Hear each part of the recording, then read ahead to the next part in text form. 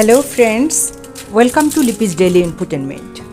বন্ধুরা, চলে এসেছি কাঁঠালের বিচির দুর্দান্ত একটা বিকেলের নাস্তা নিয়ে। বৃষ্টির দিনে এটা খেতে যে কী অসাধারণ, একবার বানিয়ে না খেলে বুঝতেই পারবে না।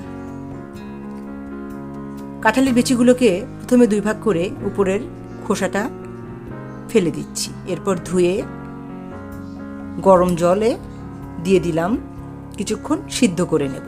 সামান্য লবণ দিয়ে দিচ্ছি, সিদ্ধ হতে থাক।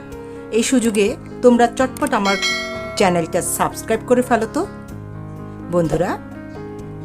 কিছুক্ষণের মধ্যেই হয়ে যাবে সিদ্ধটা। আর এদিকে আমি আরেকটা বেটার তৈরি করে নিচ্ছি, যার জন্য আমার প্রয়োজন আনুমানিক 3 টেবিল চামচ সুজি, 3 টেবিল চামচ বেসন আর 2 টেবিল চামচ কর্নফ্লাওয়ার।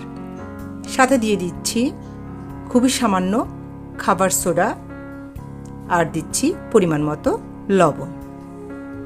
দিয়ে দিচ্ছি পরিমাণ মতো হলুদ আর সামান্য ধনিয়া গুঁড়ো আর লাল লঙ্কার গুঁড়ো। সমস্ত উপকরণ একসঙ্গে মিশিয়ে নেব। এবার অল্প অল্প জল দিয়ে একটা ঘন বেটার তৈরি করব।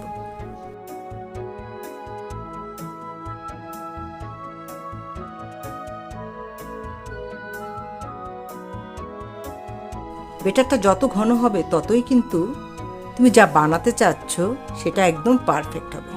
দেখো বন্ধুরা, বেটারের থিকনেসটা ঠিক এরকম হতে হবে, পাতলা হলে হবে না, ঘনত্বটা এরকমই থাকতে হবে। আর এদিকে কাঁঠালের বিচি সিদ্ধ করে জল ঝরিয়ে আমি ধুয়ে নিয়েছি। এবার দেখো, বলার কিছু নেই কিভাবে সমস্ত কাঁঠালের বিচি দিয়ে আমি একসাথে নেড়ে চেড়ে মাখিয়ে নিচ্ছি।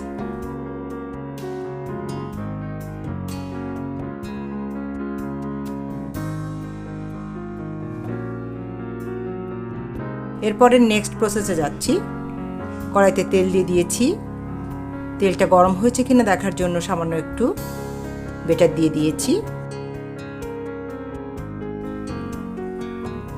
বেটারটাও উপরে ভেসে উঠেছে, তখন মনে করতে হবে তেলটা পারফেক্ট গরম হয়েছে। একদম লো ফ্লেমে রেখে এভাবে চামচ দিয়ে একটা একটা করে কাঁঠালের বিচি তুলে সুন্দর করে সময় নিয়ে ভেজে নেব। বন্ধুরা,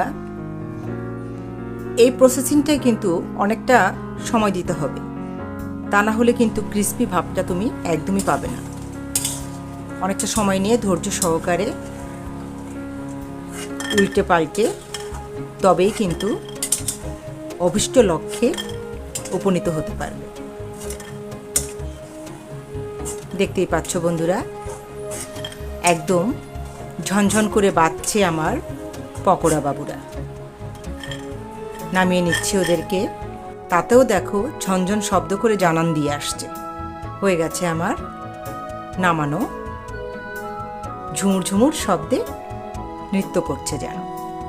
এবার একই পদ্ধতিতে সমস্ত কাঁঠালের বিচিগুলো কিন্তু আমি ভেজে নিয়েছি।